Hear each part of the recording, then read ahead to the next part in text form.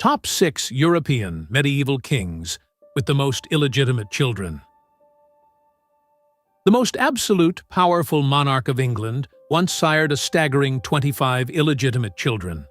Yet, his majestic dynasty ultimately collapsed into a sea of blood, all because his single legitimate heir drowned in the cold abyss. And trust me, he wasn't even the most deranged among them. Hidden behind the sacred gilded frescoes of medieval Europe lie the dark truths of monarchs excommunicated by the Pope for brazenly stealing the wives of other men. There are tyrants who were violently overthrown from their thrones simply because they were paralyzed by their own insatiable lust. There was even a legendary emperor who strictly forbade his daughters from marrying, inadvertently transforming his sprawling palace into a grotesque spiderweb, a massive breeding ground for royal bastards. In the end, what truly reigned upon those blood-soaked, gold-plated thrones? The divine right bestowed by God, or the ravenous lust of demons? In this video, we will tear through the darkest, most forbidden pages of royal genealogy to expose the 6 kings who hold the most grotesque, record-breaking numbers of illegitimate children in human history. And if you dare to stay with us until the very last minute, I will prove a spine-chilling truth to you. There is a terrifyingly high probability that you are currently carrying the illicit bloodline of one of these madmen in your veins. Before we begin this descent, do not forget to hit that subscribe button right now to uncover the dark secrets of your own ancestry. Part 1. Henry I of England. Have you ever wondered what the most cruel, twisted punishment the universe could inflict upon one of the most fertile men in the world might be? It wasn't infertility, but granting him a literal army of flesh and blood, only to violently rip away the single child capable of wearing the crown. Welcome to the blood-soaked, lust-driven tragedy of King Henry I of England. Imagine 12th century England, cold, grey stone castles where the stench of damp mold mingled with thick candle smoke in claustrophobic corridors. There, Henry I ruled with an iron fist, the cunning of an old fox, and an absolutely uncontrollable carnal lust. Historians of the era, despite desperately trying to downplay the facts to save royal face, had to grit their teeth and record that he fathered roughly 20 to 25 illegitimate children. This is an unprecedented, untouchable record in the entire history of medieval English monarchs. The women who crossed the threshold of Henry's bedchamber were not a carefully curated list of high-born nobles. No, this sovereign had an incredibly diverse appetite. The darkness of winter nights concealed his affairs not only with aristocratic widows, but also with plump merchants' daughters, destitute maidens washing clothes by the courtyard wells, and even nameless women who happened to catch the king's eye during a hunt. And he scattered his seed into every dark corner of the realm, transforming England into a colossal nursery for royal bastards. Henry didn't hide them. On the contrary, he weaponized these children into sharp political chess pieces. His sons were granted earldoms and baronies, ruling over wealthy lands. The most prominent was Robert of Gloucester, his eldest bastard son. Henry forged Robert into a ruthless war machine, his most lethal right hand in crushing rebellions. And the daughters? They were used as prized breeding mares, married off to loyal warlords to tighten his absolute grip on power. From the outside, Henry seemed to have woven a massive flesh and blood web, its roots digging deep into the very bedrock of England and Normandy. But that bloodline network was devoid of affection. It was brimming with savagery. History still shudders at the tale of Juliane, one of Henry's illegitimate daughters. When Juliane's husband rebelled against the king, Henry ruthlessly ordered the blinding of his own two granddaughters as a brutal warning. Consumed by blinding rage during a negotiation at the castle of Breteuil, Juliane drew a crossbow, aimed it directly at her biological father's chest, and pulled the trigger. The arrow missed. The king's punishment for his bastard daughter? He forced Juliane to leap from the high castle window into a freezing, cracked moat in the dead of a brutal winter. That is exactly how Henry treated his products. But, as I said, and the universe possesses a deeply dark sense of humor. Henry had 25 illegitimate children, yet with his lawful wife, Queen Matilda, he had a mere 2, a daughter and a single solitary son named William Adelin. William was the hope, the light, the sole legitimate heir to the throne. On a bone-chilling November night in 1120, aboard a fateful vessel named the White Ship crossing the English Channel, the young prince and hundreds of nobles were heavily intoxicated, partying wildly. In a drunken stupor, the captain ordered the anchor raised in the pitch black. The proud ship violently smashed into a submerged rock and tore open. Screams ripped through the night.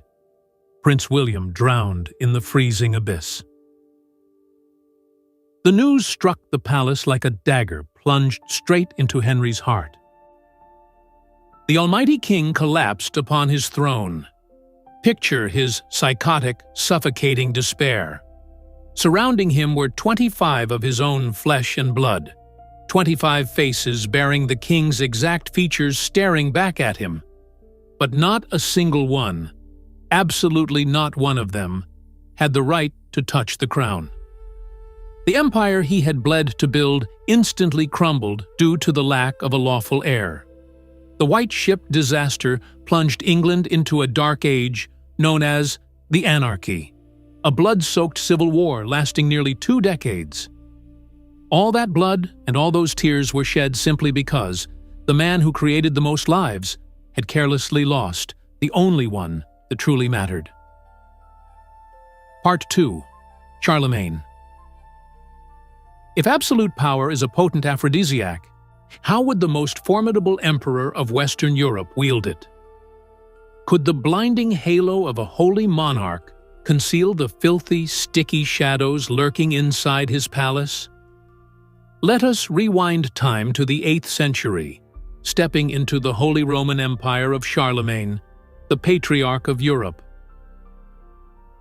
When mentioning Charlemagne, one immediately pictures a giant with flowing white hair and a beard, gripping the jewel-encrusted sword Joyeuse, riding into battle to conquer barbarian tribes and fiercely defend the Catholic faith. He was the man who united a quarter of Europe beneath a glorious empire. But when the blood-stained armor was stripped away and the heavy oak doors of the Palace of Aachen were sealed shut, and Charlemagne was a man so intoxicated by carnal lust that it made even the Stoic scribing priests blush in deep discomfort.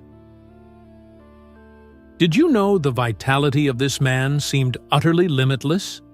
Throughout his life, Charlemagne had 4 legal wives, but that was not enough to extinguish the roaring fire within him.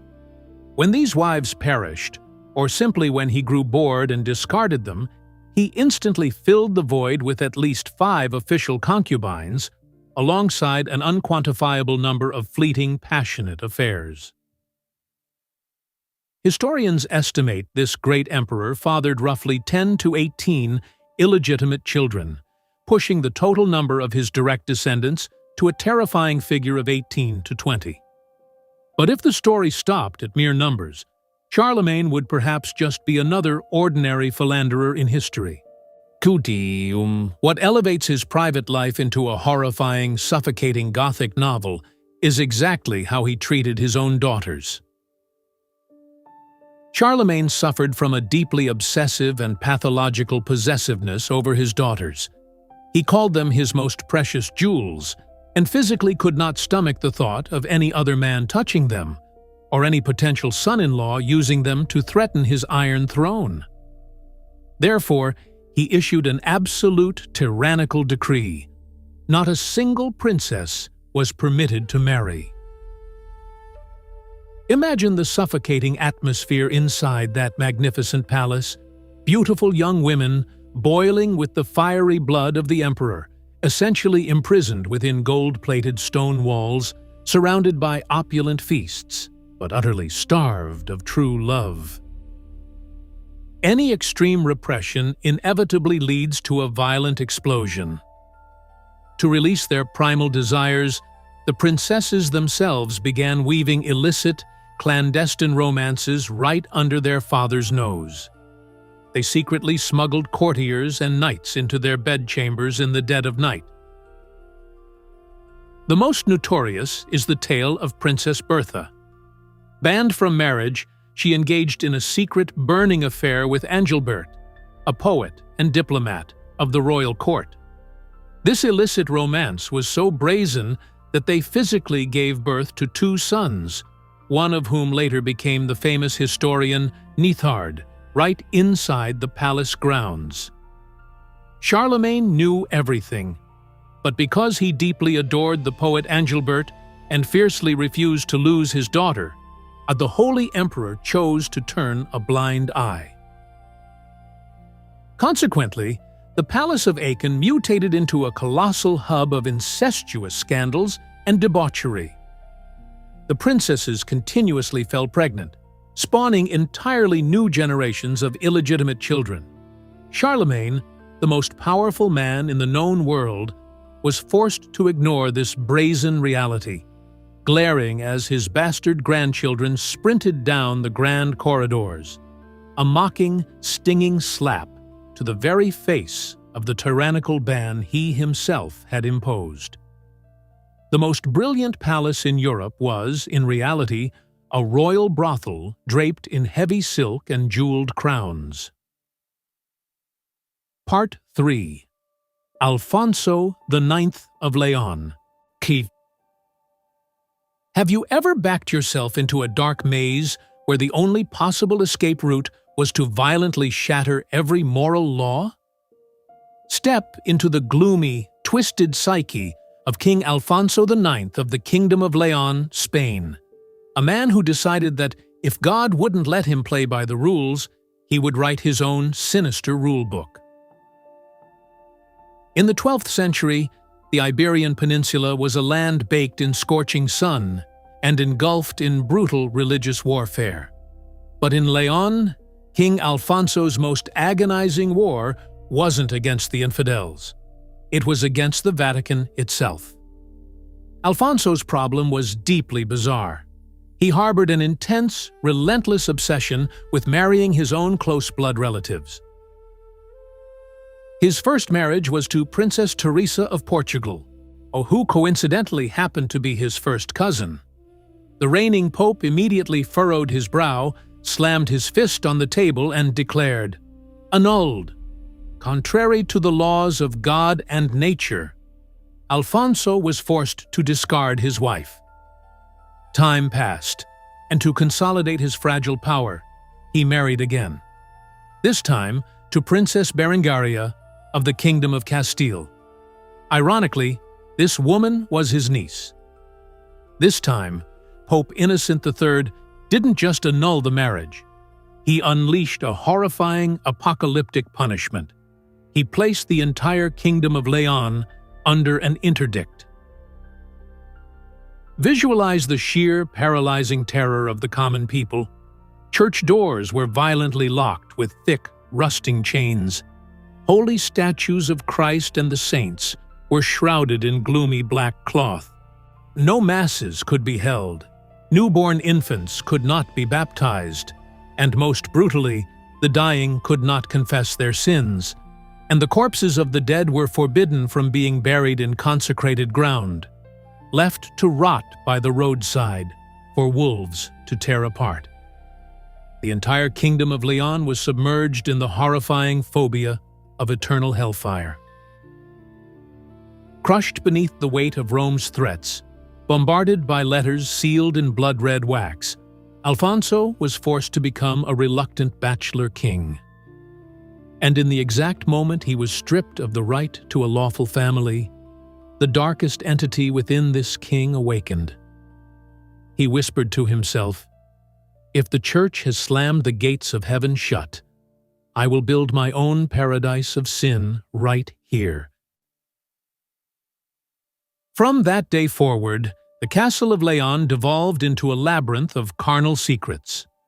Alfonso plunged headfirst into an infinitely complex, terrifyingly unrestrained life of lust.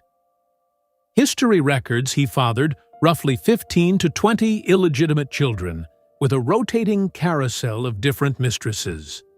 The most prominent was the Portuguese noblewoman Teresa Gil de Soverosa, who single-handedly bore him 4 bastard children. Phantoms of women like Teresa glided through the freezing corridors in the dead of night, leaving behind heavy sighs and brand-new lives. These children were born with royal blood, but were permanently branded with the stigma of bastard. They slithered through the palace shadows, watching their father busy himself with his next conquest. Alfonso weaponized the church's ban, using it as a flawless, impenetrable shield, a brilliant excuse to justify his boundless, depraved lifestyle. He mutated his divine punishment into an exclusive privilege, a venomous, stinging mockery thrown right into the faces of the self-righteous clerics who preached purity day and night. Part 4. Filipe I of France. How much of your immortal soul would you trade for a woman? Would you be willing to condemn your entire nation to the pits of hell just for a seductive smile? For King Filipe I of France, the answer was an immediate, unhesitating nod. Welcome to the most scandalous, earth-shattering love affair in 11th century France. Filipe I was not a magnificent warrior king on the battlefield. In truth, he was obese, deeply lazy, and notoriously greedy. But his absolute recklessness in the game of lust made all of Europe shudder. Philippe had roughly 10 to 15 illegitimate children, but the twisted method he used to create them is what truly reads like a scandalous psychological thriller. By 1092, Filipe was utterly sick of his lawful wife, Queen Bertha of Holland. Bypassing any tedious bureaucratic divorce proceedings, the king's solution was brutally cold. He violently imprisoned Bertha inside a gloomy, freezing fortress. After clearing the obstacle, Philippe instantly locked his sights on a new target, a woman rumored to possess a bewitching, demonic beauty, and with eyes harboring the cunning of a feral fox. She was Bertrade de Montfort. There was just one minor issue. Bertrade was currently the legal wife of Count Fulk IV, an extremely dangerous and volatile royal ally. But Philippe didn't care, and shockingly, neither did Bertrade. Deeply disgusted by her elderly husband Fulk, who famously possessed grotesque, deformed feet, Bertrade secretly dispatched a letter to the King of France. And so, in broad daylight, Philippe rode in and orchestrated a highly public kidnapping of Bertrade. The two of them fled back to Paris, embracing, casually living as man and wife, and continuously churning out bastard children. The sheer, naked audacity reached its peak when Filipe actually invited his mistress, ex-husband, Count Fulk, onto a royal banquet, violently forcing the man to sit and eat at the exact same table as the king who had stolen his wife. A power play, reeking of lethal tension. This maniacal, arrogant act was like tossing a lit match into the Vatican's powder keg. Pope Urban II was consumed by apocalyptic fury. He ordered the immediate excommunication of Philippe. In the Middle Ages, excommunication was a literal, physical curse. the nation of France was instantly suspended from all religious rites. Not a single child was baptized, not a single couple could marry, and most terrifyingly, the dead were denied Catholic burial rites. Rotting corpses had no one to pray for them. Their souls were doomed to wander eternally. Church bells across the entirety of France fell dead silent. A suffocating, paralyzing atmosphere of dread choked everyone from the high nobles to the lowly peasants. They lived in sheer terror that the wrath of God would strike them down.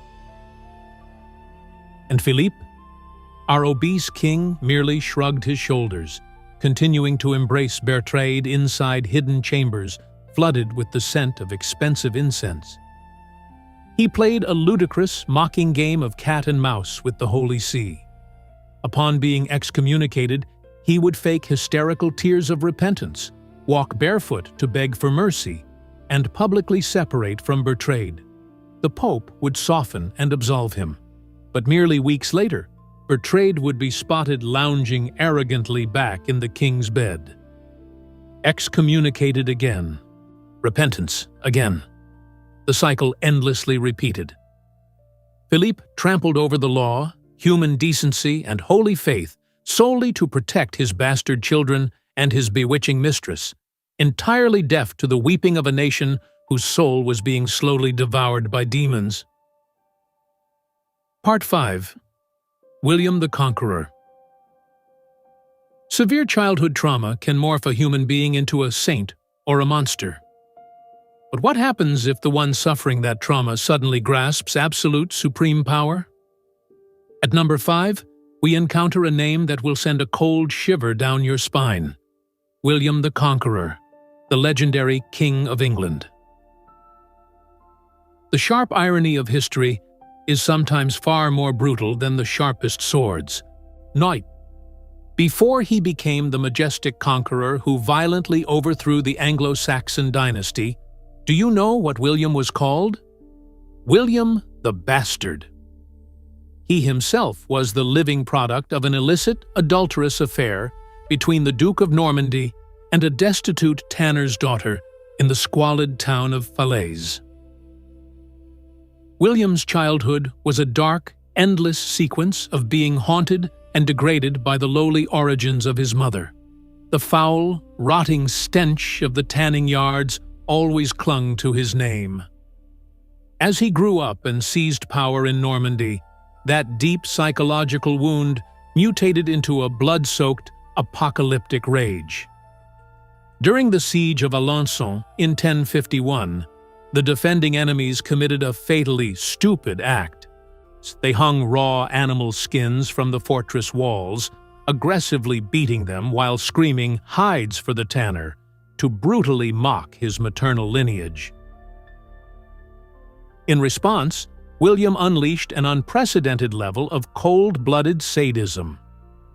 Upon breaching the city, he captured 32 of the mocking soldiers alive, dragged them into the public square, and ordered his men to hack off all of their hands and feet. That sheer brutality ensured his survival, but the festering wound named Bastard never truly healed. Orthodox history frequently glorifies the loyal fairy tale romance between William and Queen Matilda. They claim he was one of the exceedingly rare medieval monarchs who kept absolutely no mistresses. However, his enemies whispering in the dark shadows strongly disagreed. There were persistent, venomous rumors in Normandy that the conqueror had secretly sired his own illegitimate offspring, most notably the famous knight William Peveril. Part 6. Sancho II of Portugal. Men usually lose their thrones to bloody wars, to venomous, treasonous plots hatched in the shadows, or to horrific, incurable diseases. But the final king on our list chose to lose his crown in a manner so incredibly pathetic and humiliating, it defies belief.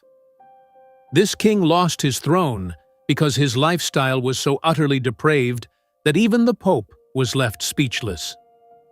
Welcome to the ludicrous downfall of King Sancho II of Portugal. Sancho ascended to the throne when Portugal was in an extremely volatile, fragile state, desperately requiring an iron fist to crush manipulative nobles and maintain order.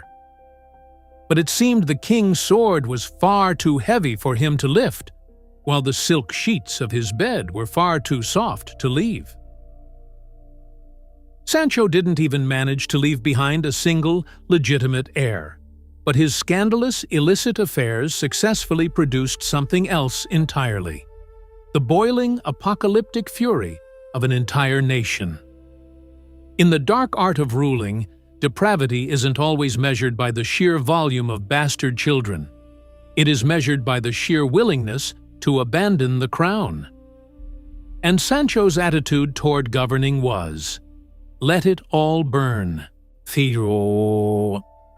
While Sancho was obsessively drowning in illicit affairs, feasting day and night surrounded by beautiful women, just outside his castle windows, his kingdom was literally burning to the ground. Bandits savagely roamed every road, local nobles violently slaughtered each other to steal land, and the common people were starving in pure agony. Sancho heard the desperate cries of his subjects, but perhaps the soothing melodies and the warm embrace of his mistresses had completely suffocated his sanity. His blind, pathetic infatuation reached its absolute peak when he fell madly in love with Mejía López de Haro, a foreign noblewoman deeply despised by the entire Portuguese court. The resentment boiled over to such an extreme that the nobility executed an unprecedented act of treason. They organized a midnight raid.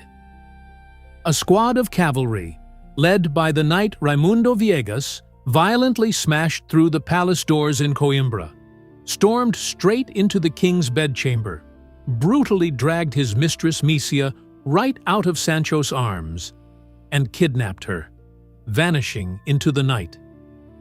And what did the king do? Sancho was so incredibly weak and cowardly that he merely sat in his palace weeping, physically incapable of dispatching a single army to rescue his lover. This pathetic impotence and total humiliation was the final straw. 4. The Portuguese nobles and bishops could no longer stomach a useless king who only knew how to rule from his bed. They dispatched an urgent plea to Pope Innocent IV. Reading the horrifying reports of Sancho's depraved lifestyle and total incompetence, the Pope issued a historic, earth-shattering decree of deposition. The message from the Holy See was crystal clear and drenched in biting sarcasm. Listen here, if you cannot even manage your own pants, how are you fit to manage a kingdom? And so, in 1247, the crown was violently ripped from his head, and Sancho was forced to live in absolute, humiliating exile in Toledo until his dying breath. A deeply bitter, gloomy, yet thoroughly deserved finale for a king who fell too deeply in love with earthly flesh, entirely forgetting the crushing weight of the crown upon his head. And there you have it. The 6 medieval monarchs who left behind the most massive and scandalous living legacies in European history. From sun-scorched Portugal drowning in chaos to fog-shrouded England with its towering tragedies. From the most impenetrable thrones to those damned by the Pope into the absolute depths of humiliation. But do not breathe a sigh of relief just yet, thinking these are merely ghostly tales from a millennium ago. There is one final secret I promise to reveal. Let's do a little mathematical probability. And with the colossal number of illegitimate children spawned by these kings, their bloodlines multiplied exponentially over dozens of centuries. Geneticists and historians have estimated this chilling fact. If you possess even a microscopic fraction of European ancestry, the probability that you carry the blood of Charlemagne Henry I or William the Conqueror is virtually 100%. That is right. The shadow of the past is currently surging through the veins of the modern world. You, sitting right in front of this screen, are highly likely the distant descendant of a clandestine night of passion inside a freezing stone castle centuries ago. How does it feel to know you might be an uncrowned king or the offspring of an excommunicated sinner? Perhaps that is the most profound warning the past has left for us. A dynasty, no matter how heavily plated in gold and silver, cannot stand if its foundation is forged in deceit, extreme selfishness, and insatiable lust. Henry I possessed a literal army of biological children, yet collapsed in absolute despair when he lost his only heir. The great Charlemagne mutated his own palace into a monument of disgrace, simply due to his pathological need for control. And Sancho II? He traded an entire kingdom of roaring steel just for a fleeting moment of warmth in a bed. The true legacy of any human being, whether a king wielding the power of life and death, or a commoner, never lies in how many seeds they scattered or how many bodies they conquered. True legacy lies in responsibility, in decency, and in how they protect the lives they bring into this world. The crown upon a ruler's head is undeniably heavy, but the ultimate price of raw lust and self-inflicted karma is 1,000 times heavier and infinitely more cruel. What are your thoughts on these notoriously scandalous royal fathers? Which shocked you the most?